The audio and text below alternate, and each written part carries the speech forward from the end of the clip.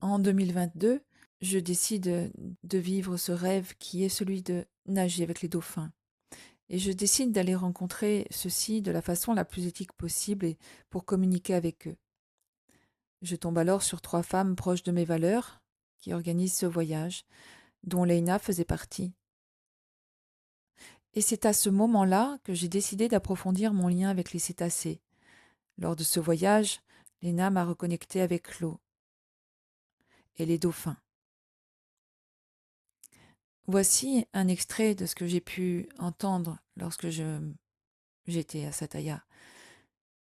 Retrouve la joie qui est en toi, car c'est avec elle que tu pourras nous aider.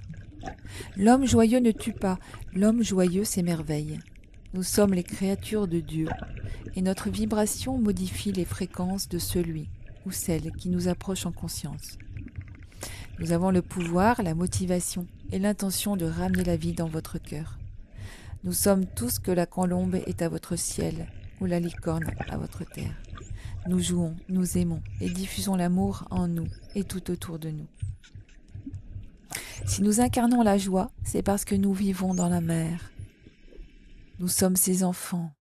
Nous sommes tous reliés, telle une âme collective. Nous sommes là pour exprimer notre authenticité et notre amour pour l'humanité, pour montrer la voie.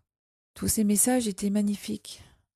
Cependant, il y avait quand même pas mal de bateaux touristiques et, et des humains justement qui se jetaient à l'eau sans porter de véritable conscience sur les dauphins. J'étais un peu choquée et je les questionnais à ce sujet. Et j'entendis. Ne sois pas inquiète pour nous.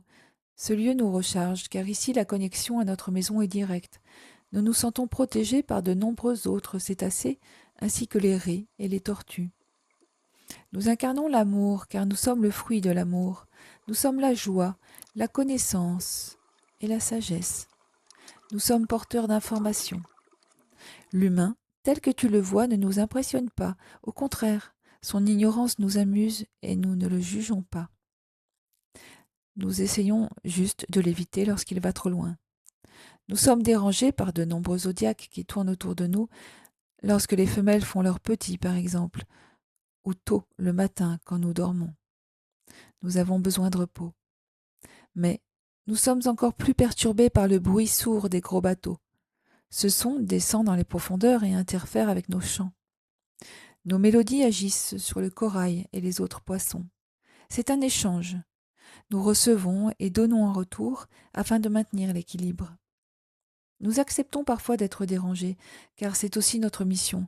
Nous sommes reliés à la source et à notre plan d'origine, envoyés sur Terre dans un but précis. Notre communauté est chargée de réveiller en chacun de vous votre âme d'enfant joyeux. Nous visitons dans les rêves certains humains, lorsque cela est nécessaire, comme toi, notamment ceux pour lesquels l'appel de la mer est un appel du cœur et pas seulement une simple envie touristique. Nous vous ramenons par le jeu et la conscience de l'eau dans l'instant présent. En oubliant vos préoccupations, vous visitez l'essence ciel. Votre cœur se fissure et s'ouvre à la vie. Nous ancrons en vous une programmation nouvelle et des connaissances qui, lors de votre retour, vous permettront de trouver votre voie.